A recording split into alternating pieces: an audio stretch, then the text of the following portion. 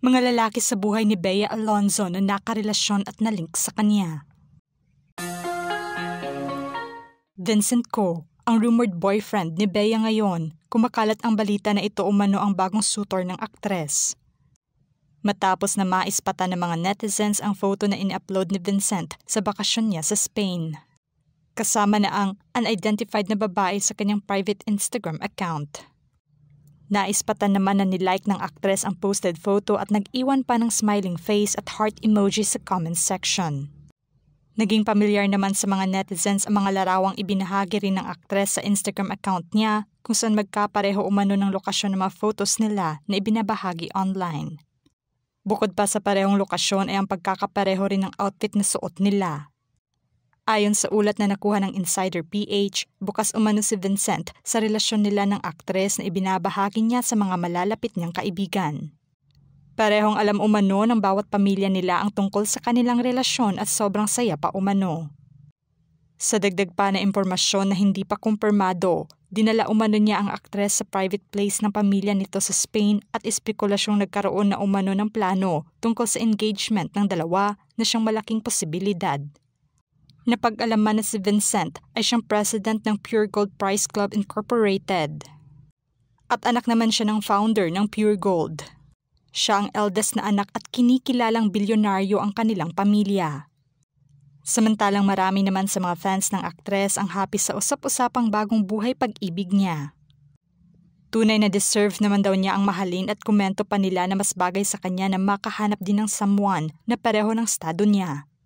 Dominic Roque, ang ex-boyfriend ng aktres, unang napabalita ang tungkol sa kanilang relasyon noong 2020 matapos na mag-iwan ng kiss emoji ang aktor sa Instagram post ng aktres. Kasunod naman nito ang pagbahagi ni Bea ng photo dump kung saan kalakip sa posted photos si Dominic. Agad na espekulasyon ng mga netizens na may relasyon na ang dalawa. Pagdating naman ng August 2021, opisyal na kinumpirma ng aktres ang tungkol sa kanila sa pamamagitan ito ng panayam niya kay Nelson Canlas sa 24 oras. Inilahad ng aktres na nagsimula sa pagkakaibigan ang relasyon nila ni Dom at nagkaroon na ng espesyal ang relasyon nila matapos ang sunod-sunod na bakasyon nila sa Japan. Bukas na inamin ng aktres kay Dom na gusto niyang magkaroon siya ng mga anak sa aktor kung saan pabirong hirit pa niya na sayang naman umano ang lahi. Matapos ang 2 taon ng kanilang relasyon, taong 2023, maugong na usap-usapan ang engagement ng couple. Dahil na sa romantic vacation nila noon sa Amanpulo, Palawan. Agad na pinabulaanan naman ito ng aktres, ilang linggo lamang matapos ang reaksyon niya. Opisyal nang nag-propose si Dom sa kanya noong July 18, 2023 sa Las Casas, Quezon City.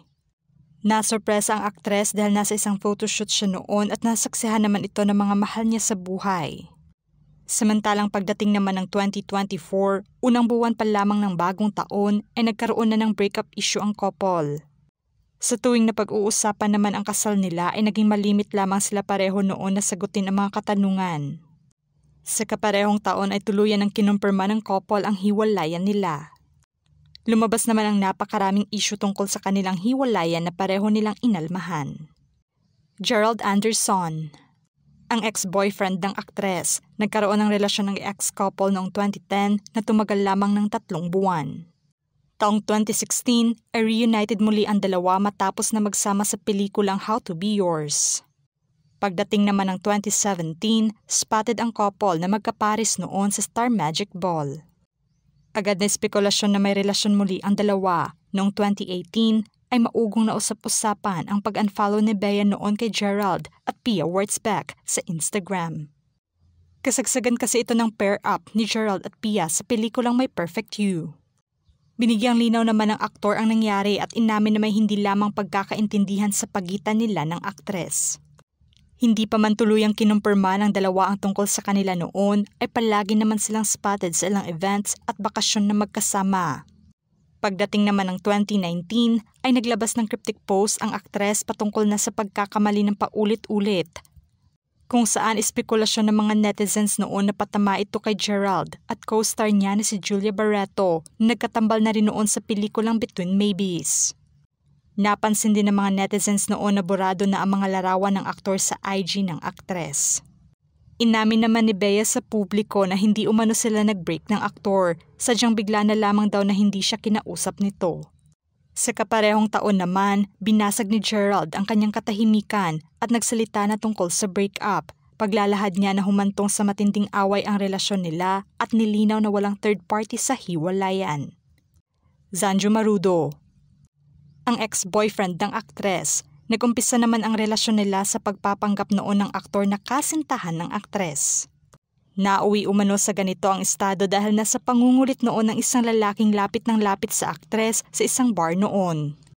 Bilang kaibigan, nagpanggap umano siyang boyfriend upang matigil na ang pangungulit ng lalaki. Taong 2011 naman, nang sagutin ni Bea ang panliligaw ng aktor sa kanya.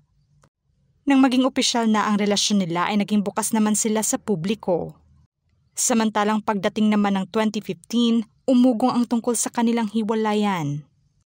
Marami ang nanghinayang sa mahigit 5 taon nilang relasyon. Matagal na nahimik ang dalawa tungkol dito at taong 2016 nang tuluyang inamin ng aktor ang tungkol sa kanilang hiwalayan. Sa kabila ng breakup ay nanatiling magkaibigan pa rin sila. Jake Cuenca, ang ex-boyfriend ng aktres. Noong 2022 ay inamin ng aktor sa mismong vlog ni Bea na in love talaga siya sa aktres. Ibinunyag din ni Bea na nagkaroon sila ng relasyon ni Jake noon. Inilarawan pa ng aktres na mabuting manliligaw umano ang aktor sa kanya noon. Tumagal lamang ng ilang buwan ang relasyon nila noong 2008. Humantong naman sa hiwalayan ang relasyon nila dahil nais muna nilang mag-focus sa kanya-kanyang karera. Miko Palanca, ang ex-boyfriend ng aktres. Nagsimula ang pagkakamabutihan nila noong kabataan nila taong 2002. Umabot ng 4 na taon ang panliligaw ng aktor sa aktres. Inamin naman ni Bea noon na hindi sila magkaintindihan ng aktor dahil mas matanda umano ito sa kanya. At hindi umano magkatugma ang mga prioridad nila sa buhay. Unang nagkasama sa proyekto ang dalawa noong 2002 at nagkasamang muli sa primetime series na It Might Be You at Kay Tagal Kitang Hinintay. Taong 2019 naman ay bigla ang pumanaw ang aktor sa edad na 41 years old. Nagpadala naman ng bulaklak ang aktres sa lamay ng dating kasintahan.